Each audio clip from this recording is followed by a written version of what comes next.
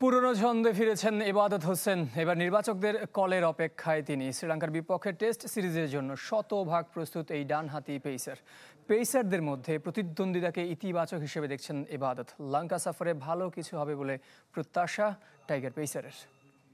গ্লিটারের twin lemon ও antibacterial formula বাসনকে চকচকে জীবাণুমুক্ত করে আমাদের দেয় গ্লিটার গ্যারান্টি।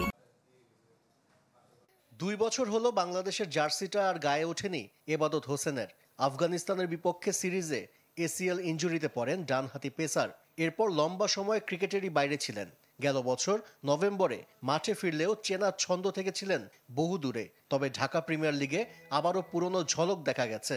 টেস্ট ক্রিকেটের জন্য এখন শতভাগ প্রস্তুত সেলুটম্যান এবাদত। শ্রীলঙ্কা সিরিজের আগে আজকে লাস্ট আমাদের প্র্যাকটিস হলো এখানে। আর যদি আমার ব্যাপারে জানতে চান, আমি আসলে বলবো যে আলহামদুলিল্লাহ রিদমটা খুবই ভালো। যে রিদমে আগে ছিলাম ওই রিদমটা এখন ফিরে পেয়েছি আলহামদুলিল্লাহ। তবে সবকিছু নির্ভর করছে নির্বাচকদের ওপর। শ্রীলঙ্কার বিপক্ষে টেস্ট সিরিজে অনিশ্চিত তাসকিন, নাহিদ রানাকেও ব্যাক টু ব্যাক ম্যাচ খেলানো কঠিন।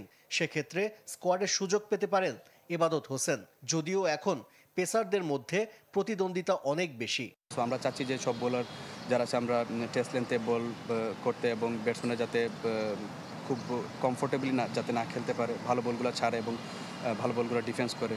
বাজে বলগুলো ব্যাটসম্যানরা পানিশ করছে। সব ওভারঅল পুরো টিমের সবাই খুব ভালো আছে। ঈদের আগে শেষবার মিরপুরে অনুশীলন করেছে টেস্ট ক্রিকেটাররা। মুশফিক, মুমিনুলদের মতো অভিজ্ঞদের সাথে নিজেদের ঝালাই করে নিয়েছেন মাহমুদুল হাসান জয়, নাহিদ রানারা। লঙ্কা সফরে ভালো কিছুর প্রত্যাশা এবাদত হোসেনের। পেস বোলিংয়ে আমাদের বিশেষ করে সবাই এখন খুবই ইকুয়াল। আপনি দেখবেন যে এমন একটা হেলদি একটা কম্পিটিশন আমাদের শুরু হয়েছে। সো সবাই ইকুয়াল, আপনি যে কাউকে প্রত্যেকটা যে কোনো ফরম্যাটে আপনি নিতে পারেন। সো এই জিনিসটা আমার কাছে মনে হচ্ছে যে আমাদের জন্য খুবই ভালো, আমাদের পেস ডিপার্টমেন্টের জন্য। আমরা একজন আরেকজনকে কম্পিট করতেছি, সবাই 19-20।